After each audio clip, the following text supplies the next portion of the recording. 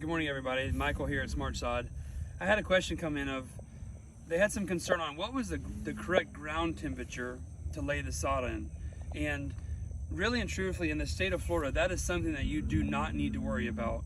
It never gets too cold to where you have to worry about the ground temperature when you lay your sod.